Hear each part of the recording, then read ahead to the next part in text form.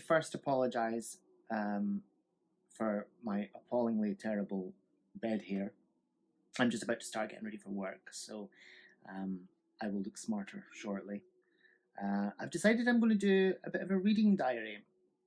I've not done one of these before, and I would like to. So at the moment, I am reading Kitchen by Banana Yoshimoto. I am just under 100 pages in. I feel like I've been really slow with this one. I'm really enjoying it. The prose are beautiful. The writing is just gorgeous. Um, it's been translated from Japanese into English. This edition is a Faber and Faber edition, and it was published in 1993. Absolutely beautiful story so far.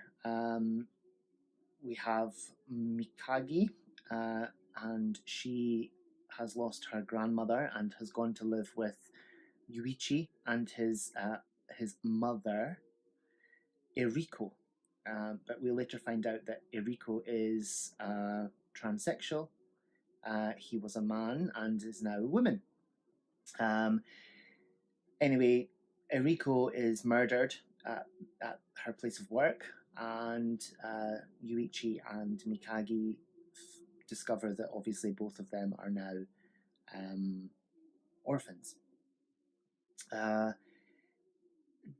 It's a gorgeous story. It's so lovely. I'm 20 pages away from the end of the first story. There's 2 stories in this one. There's Banana. That's the name of the author, Graham. Dear Lord. There's Kitchen, and then there's a second story which is about 40 pages long at the end, and it's called Moonlight Shadow, I believe. And that also deals with loss and grief, and yeah, it's so lovely. I thoroughly recommend that you read this. This isn't the nicest edition, I must admit. Some of the editions that I've seen of this are a lot nicer. Oh, it's all right. It's a book. I love it. It's so good. But anyway, I've prattled on for long enough with this one. I will speak soon.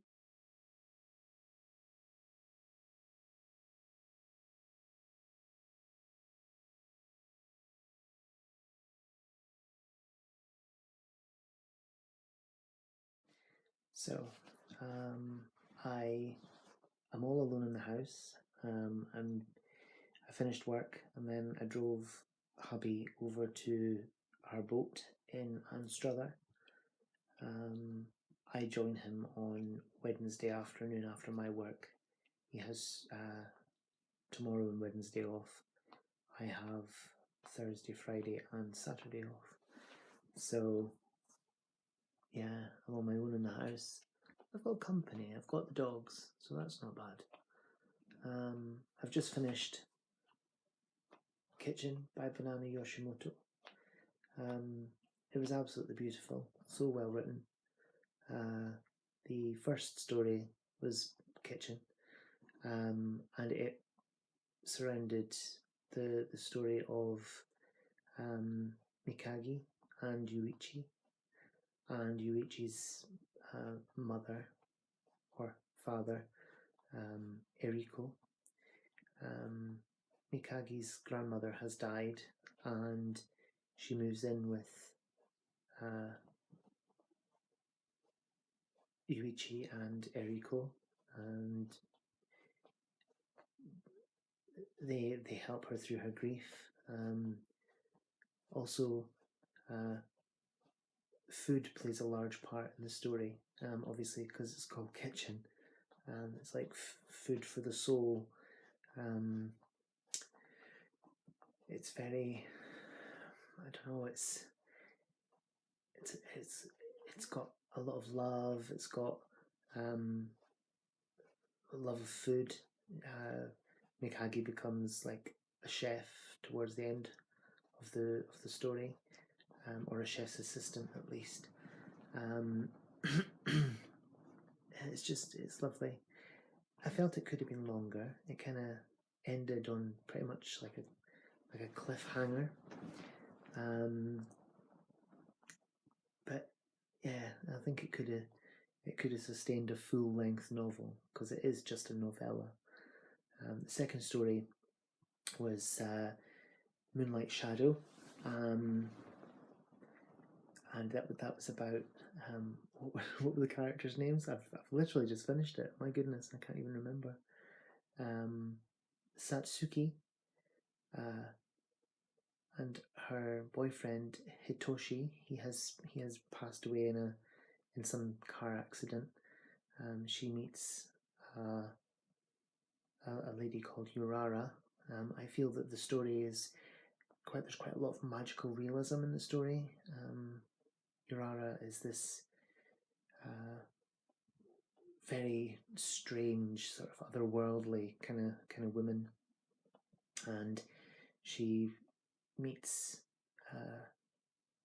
Satsuki on a bridge while Satsuki's out jogging, and she says, "Meet me here in a couple of days, and you'll see something." And she does. She meets her, and she has a vision of her lost boyfriend.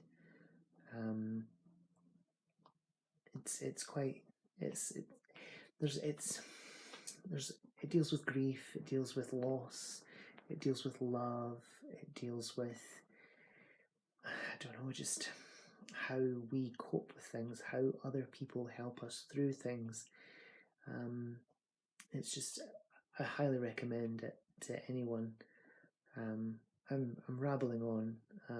It's what time is it?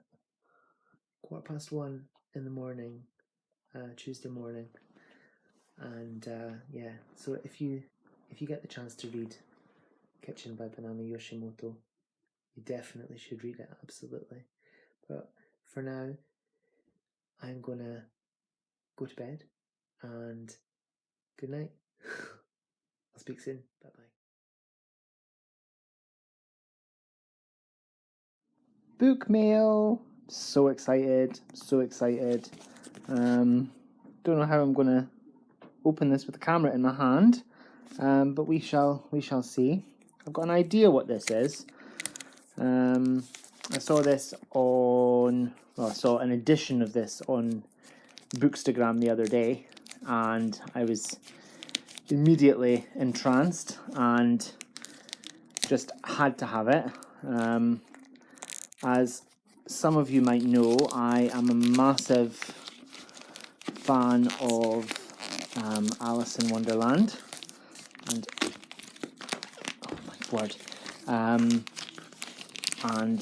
anything to do with Alice in Wonderland, I just cannot say no to, and I can't.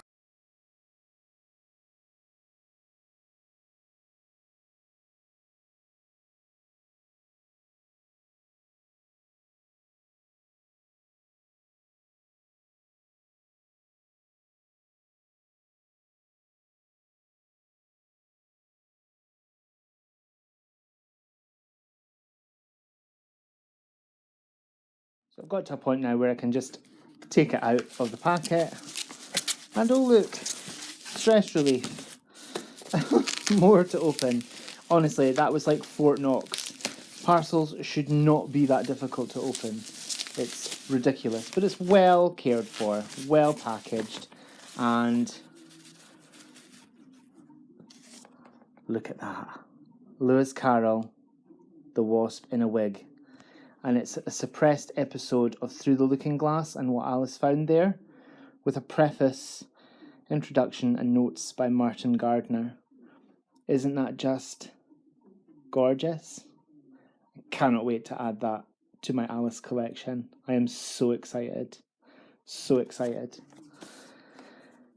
So, dust jacket, that's what it looks like underneath. It's in pretty much pristine condition. I am so happy with this.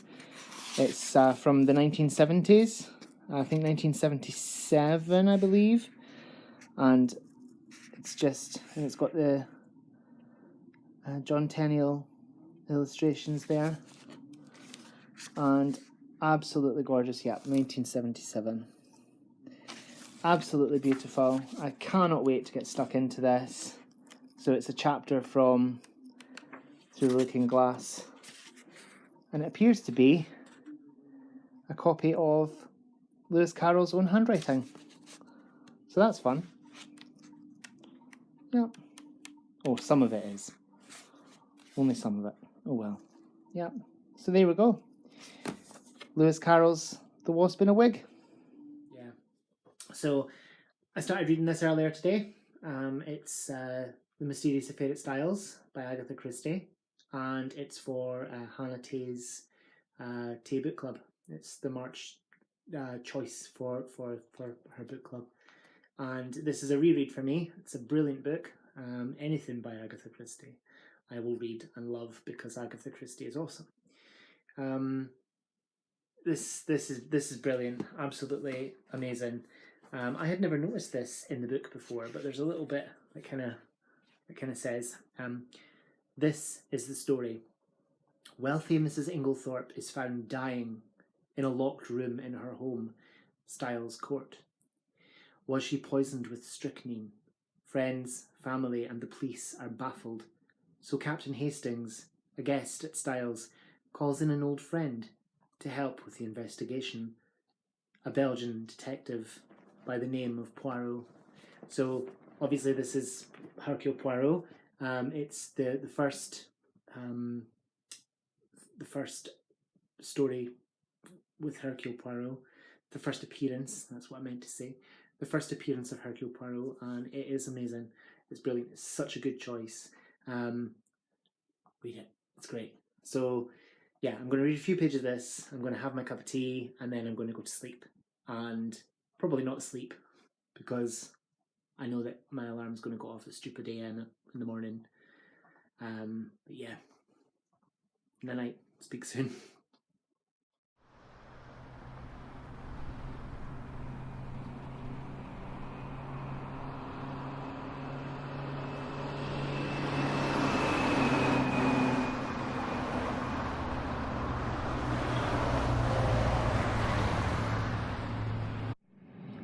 So I've finished work and I'm in Anstruther at the boat. Just waiting for hubby to come up and open the gate. And then my days off begin. And I can have a chill. Yay! There's hubby opening the gate. Yay!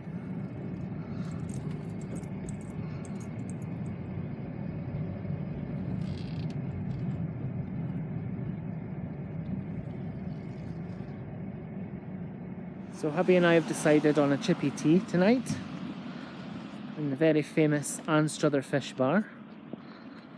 It's all very exciting. It's all very tasty, isn't it? Tasty fish and chips. Yes. Tasty fish and chips. Also roadworks. Yes. Oh. Gas main. Ah. Hubby says it's a gas main.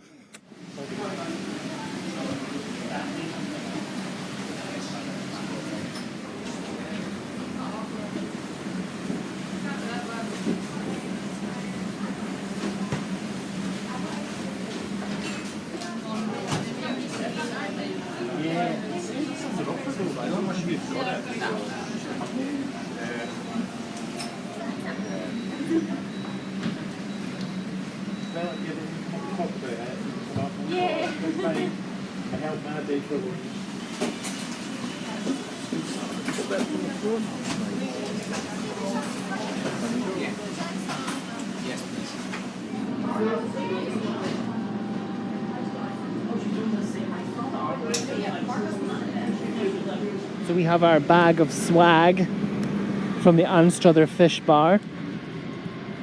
Are you looking forward to it, Donkey? Yeah. Oh. Open up the gate.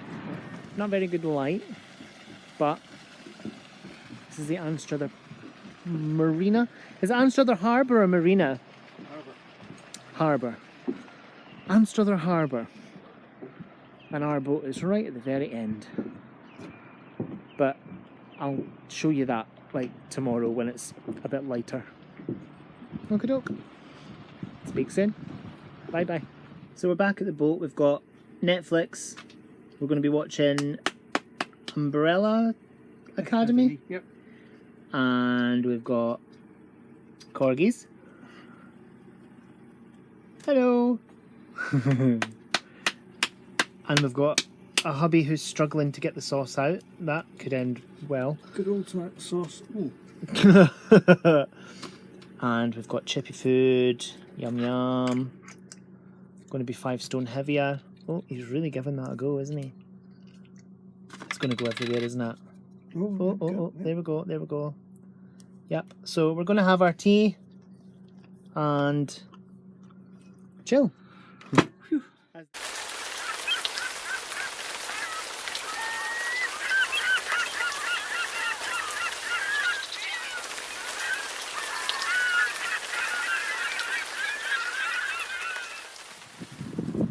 So this is the lovely Anstruther Harbour in daylight. Our boat is somewhere in that direction.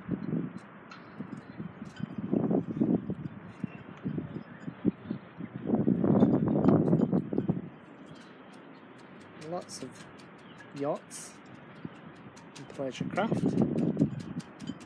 It's very windy, very damp today. Lifeboat station, always an important thing. Anstruther Fish Bar again. Our tea from there last night was delicious. And the waterfront.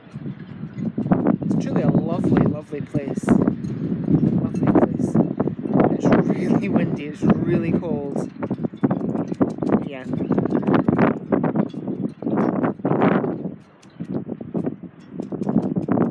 So this is the main pontoon that our boat is on. Lovely boats.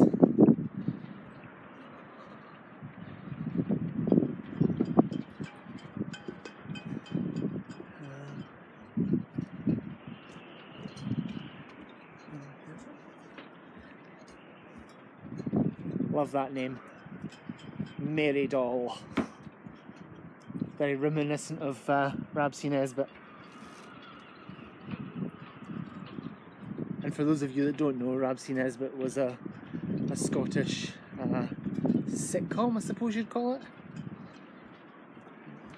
Pearl Fisher, that's quite a nice name too. Arabella, very pretty. Gin Palace, very, very posh.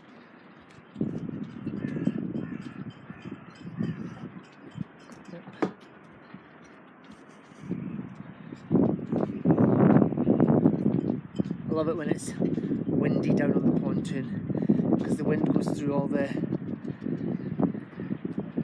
rigging and the sails. It sounds spooky and yeah. Anyway, this is our yacht, our catamaran, which is called Indartu, and as you can probably hear, the dogs are barking away.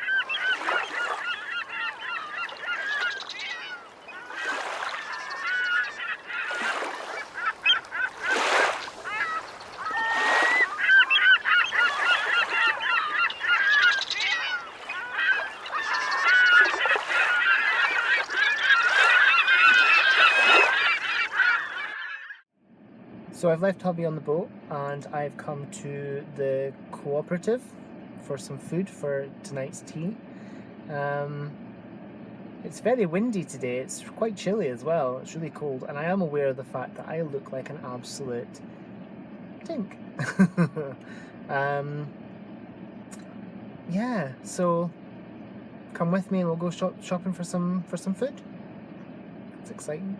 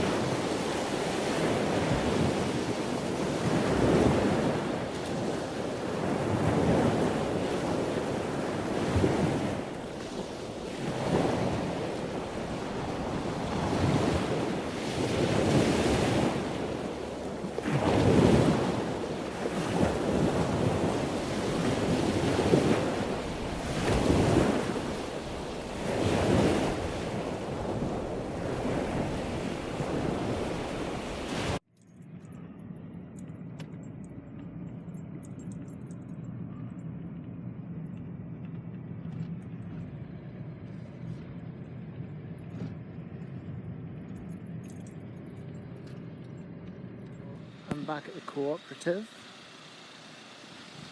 because we're going to get we're going to have a fried breakfast. We're going to be very greedy this morning, and I'm the one that's going for the shopping. So I'm in the co-op again. Hubby and I are going to have a fry-up, but what I'm really here for is a copy of The Cruel Prince by Holly Black. I saw this yesterday and I hoped it would still be here, but there was 2 copies. So yeah, it's both still here, and this is now going to be mine. So I'm so excited about that. Brilliant. I've just noticed this. Maybe not. We'll just leave that there, shall we? Yeah. Yuck. So I've just been to the co-op to get some food for a fry-up for hubby and I for our breakfast. And I was there yesterday getting stuff for our tea, and I saw a book that I've kind of toyed with the idea of getting on and off for quite a while. And it's The Cruel Prince by Holly Black. I decided just to go for it, and I'm so happy. It sounds amazing.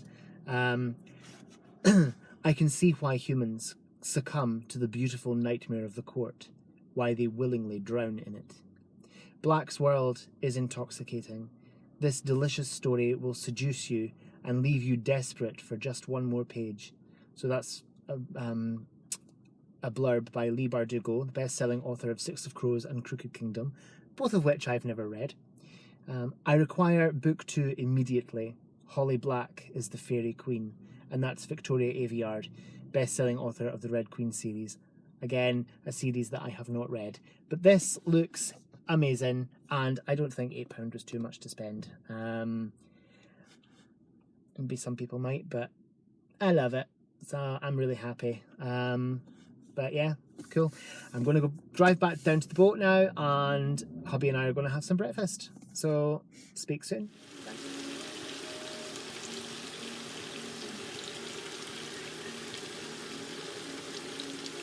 You looking forward to your fry-up? Yes, it's going to be delicious.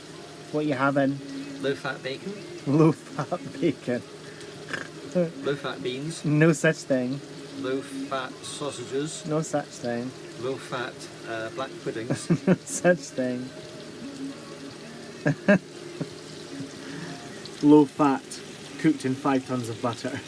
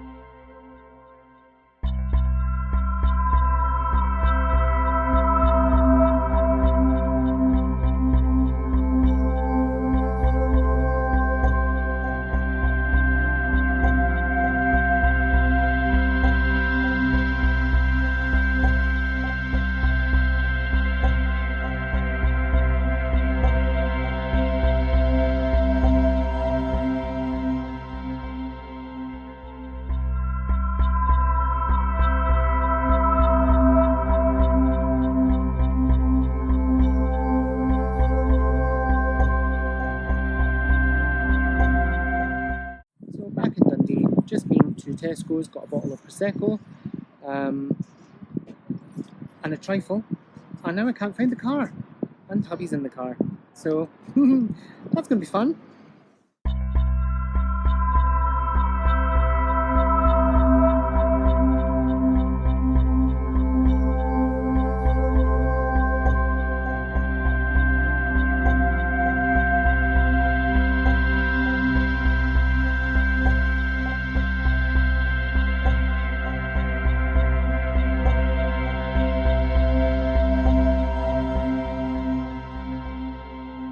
Home. I think we got home just in time because it's absolutely bucketing it down outside. Hubby's just in the process of building a fire because it's cold and we feel that we need one. So yeah, There's a cup of tea on the go as well, so that's all good. Exciting stuff. Nice quiet night.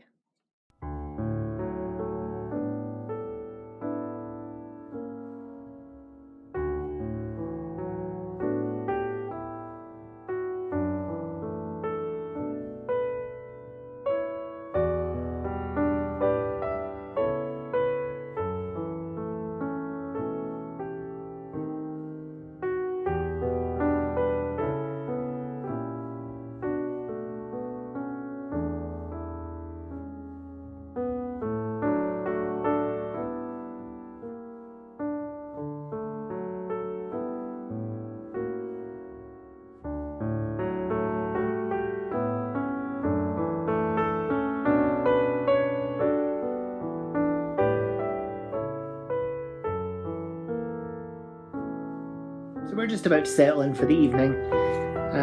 That's the end of this video. Thank you so much for joining me for my weekly vlog.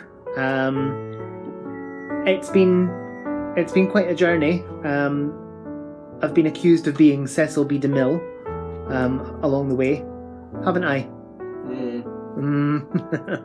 So yeah, thank you very much for watching my video, and have a lovely day. See you later. Bye bye.